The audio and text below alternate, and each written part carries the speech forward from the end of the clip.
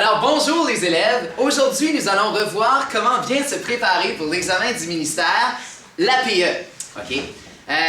La première chose qui est importante à noter, c'est qu'une semaine avant l'examen du ministère, vous allez recevoir un cahier qui ressemble à ce cahier-ci. OK? La première chose que vous aurez à faire, bien sûr, c'est de lire ce cahier, de prendre connaissance de tout ce qu'il y a à l'intérieur, car ce cahier contient des textes qui ont rapport avec le thème de la production écrite qui sera à l'examen du ministère. Aujourd'hui, on va faire un petit exemple de comment on se prépare à partir d'un cahier que j'ai gracieusement emprunté. Hein? Et on va voir comment ça va nous mener à la rédaction de la production écrite. Hein? Comment s'étirer pour Alors, aujourd'hui, je vais vous distribuer tout d'abord, les élèves, le cahier. Le thème du cahier, le thème d'aujourd'hui, c'est le travail à temps partiel durant les études. Alors, je vais vous distribuer les cahiers à l'instant et on va voir qu'est-ce qu'on va faire avec ça. Alors, maintenant que tous les élèves ont pris connaissance du contenu du cahier, nous allons aller voir comment traiter ce cahier-là. Première chose qu'il faut faire, c'est de commencer en faisant son tableau de pour et de contre. OK?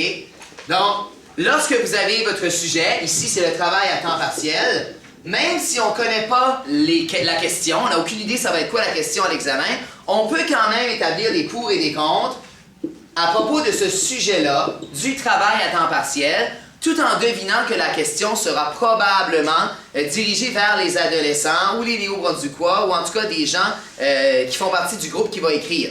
Fait que par exemple, ici, le travail à temps partiel, on pourrait présumer que ce serait ce que les jeunes devaient travailler à temps partiel durant leurs études. Il y a des chances que c'est quelque chose comme ça qui sera la question posée, en tout cas probablement. Alors, on va aller ressortir des pour et des contre dans notre cahier, puis on va en sortir là, à l'infini. S'il y en a 20 pour, il y en a 20 contre, c'est pas un problème. On va toutes les ressortir. Deuxième étape suite à ça, on va identifier tout d'abord si on est pour ou contre. Donc on va faire un choix et on va ressortir 3 arguments. Hein? Donc soit 3 pour ou soit 3 contre, qui vont représenter nos 3 paragraphes de développement. Donc l'argument 1, l'argument 2, l'argument 3. Et lorsqu'on aura ces 3 arguments-là, c'est là qu'on va aller chercher des faits, des citations, des avis d'experts, des statistiques, des comparaisons, des éléments de preuve qui vont aller justement ajouter à notre argumentation. Et c'est ainsi qu'on va construire notre texte sur le texte document que nous sommes. Vous allez voir les pour et les contre dans le cahier. On va voir qu'est-ce que les élèves ont pu ressortir comme argument. On va noter tous les pour, tous les contre, puis ensuite on va passer de l'autre côté pour aller voir quels arguments on peut ressortir. Oui? L'expérience de travail. OK, ça c'est un pour. Donc l'expérience de travail est un pour. Est-ce qu'on a d'autres pour ou d'autres contre? Oui? L'autonomie. Ça peut développer l'autonomie. Hein? Oui. Développer l'autonomie. Oui? Tu veux sauver l'argent pour lui parce que le collège. Ça te permet de sauver de l'argent. Donc d'économiser, hein? En travaillant durant les études, effectivement. Oui? Ça donne de l'argent de poche. Ça donne de l'argent de poche. Effectivement. Oui? Tu peux développer de l'indépendance. Tu n'as pas besoin de demander toujours de l'argent à papa et maman quand vient le temps d'aller travailler, de vouloir aller au cinéma. Oui? L'expérience avec le public. Pardon? L'expérience avec le public. OK, ça te permet de développer ton expérience avec le public. Hein? Public avec un C. Oui? La gestion du temps. Ça te permet de gérer ton temps.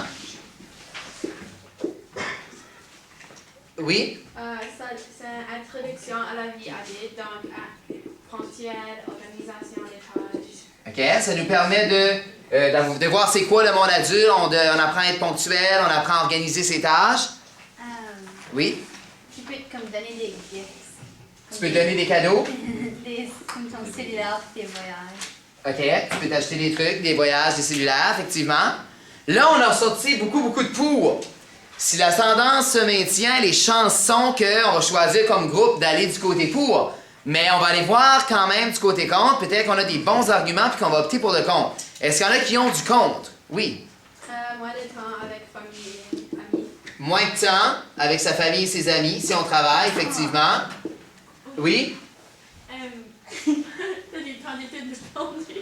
OK, tu perds du temps d'études. Fait que ça peut se refléter sur ton école, sur tes notes. Si je travaille, j'ai pas le temps d'étudier. Oui? J'ai le stress. Ça ajoute du stress. Oui. Ça cause des problèmes scolaires. Ça peut causer des problèmes scolaires au niveau des notes, effectivement. Oui. Moins de temps pour dormir, ce qui va causer plus de fatigue en classe. Moins de temps pour dormir. Ça va se résulter en plus de fatigue en classe. Oui.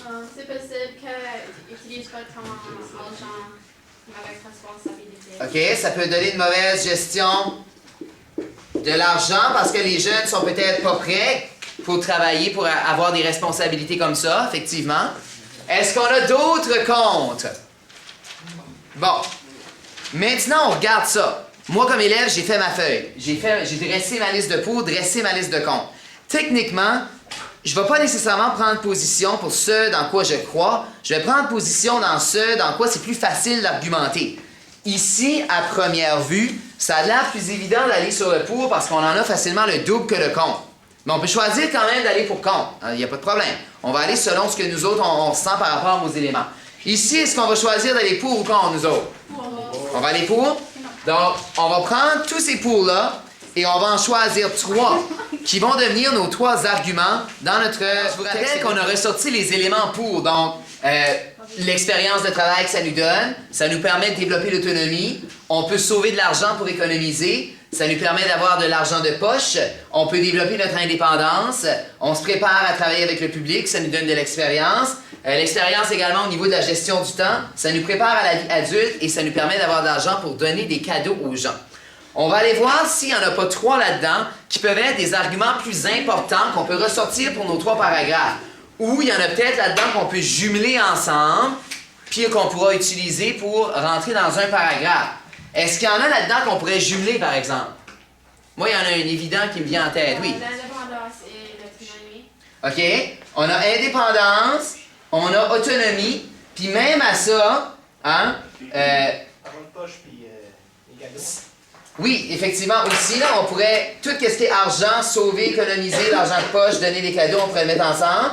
Puis, autonomie, indépendance, ça pourrait même aller avec l'introduction à la vie adulte, puis même à la gestion du temps. Puis expérience de travail. Puis l'expérience de travail, ben l'expérience de travail pourrait être un 3e avec, ici, l'expérience que ça vous donne dans le public. Fait techniquement, juste ici, on vient de diviser en 3 nos pour. Fait qu'on a 3 arguments ici. On a tout le niveau de l'autonomie, l'indépendance, préparation à la vie adulte, qu'on peut même écrire comme ça, on va l'appeler comme ça. Préparation à la vie adulte. Hein, c'est bon.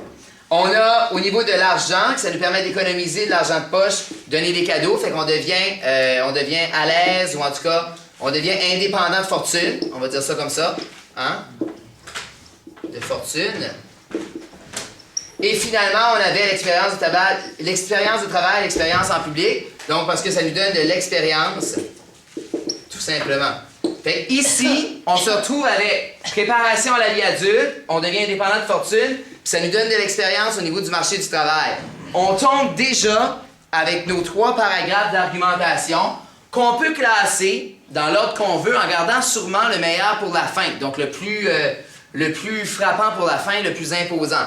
Lequel des 3 ici qui semble être celui... Le first one. Le premier, préparation à la vie adulte. Fait qu'on va garder ça pour la fin, puis les 2 autres, on va les placer comme ça. Fait que, premier paragraphe, on va parler d'expérience. 2e, de l'indépendance de la fortune. 3e, de la préparation à la vie adulte. On a sorti nos 3 arguments. Je rappelle qu'on a l'expérience de travail, l'indépendance au niveau de la fortune et la préparation de la vie adulte. Maintenant qu'on a ça, voici comment on va bâtir un paragraphe d'argumentation. Il va se bâtir d'une manière très simple, OK? Il va être divisé en 3 parties. Dans la première partie, on va tout simplement nommer notre argument. Fait qu'on va nommer l'argument.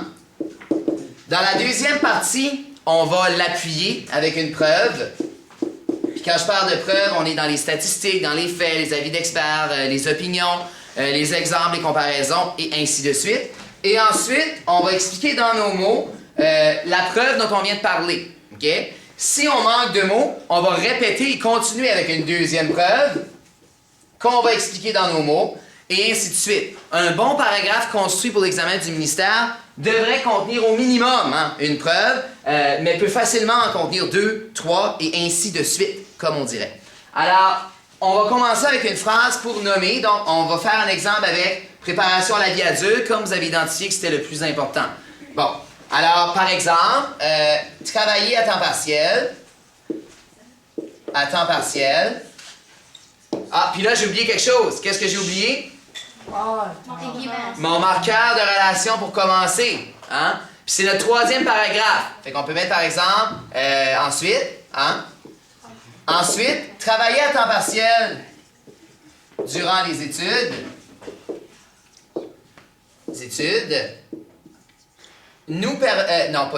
Permet de bien se préparer pour la vie adulte. Donc là, ici, j'ai tout simplement nommé mon argument. Donc, ensuite, travailler à temps partiel durant les études permet de se préparer à la vie adulte, permet de bien se préparer à la vie adulte. Je vais aller sortir une preuve. Dans notre cahier, on en a sûrement plein, hein, des avis d'experts, des citations, des statistiques. On va prendre quelque chose au hasard, OK, dans le cahier. Est-ce que quelqu'un a quelque chose qui pourrait aller avec ça, dans le cahier?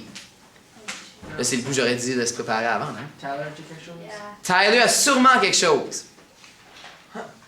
Bien dit. Alors, on va prendre ce que tu viens de dire, Tyler, et ce sera rajouté au montage. On va prendre ce que tu viens de dire et on va aller faire ça. Fait que notre preuve, on a, je sais pas moi, Manon Réaume, c'est ancienne gardienne de but du Lightning de Tampa Bay en 1992.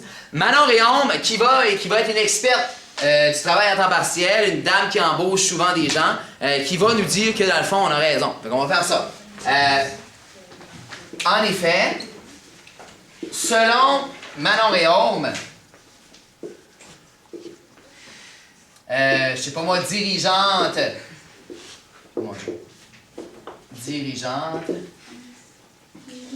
d'une grande entreprise,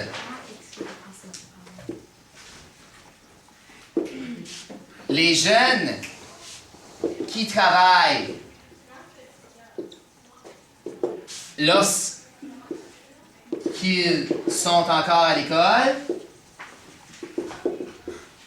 sont souvent de meilleurs employés que ceux qui ne l'ont pas fait. OK? Bon. Et là, ça lui donne la preuve. Et ce qu'on va aller faire pour finir notre argument, c'est d'aller, dans nos mots, expliquer ce que Manon Réaume vient de dire. Donc, ainsi, les jeunes devraient pouvoir travailler durant leurs études, comme cela fait d'eux de meilleurs employés. OK? Et là, on va aller compter notre nombre de mots, voir si on a environ un 50-75 mots par paragraphe. Donc, on va compter rapidement. 1, 2, 3, 4, 5, 6, 7, 8, 9, 10, 11, 12, 13, 14, 15, 16, 17, 18, 19, 20, 21, 22, 23, 24, 25, 26, 27, 28, 29, 30, 31, 32, donc, on est environ à 67-68 mots. Ça veut dire que le paragraphe, il est bon, il est terminé. On en fait 2 autres comme ça, l'argumentation est complète. Merci.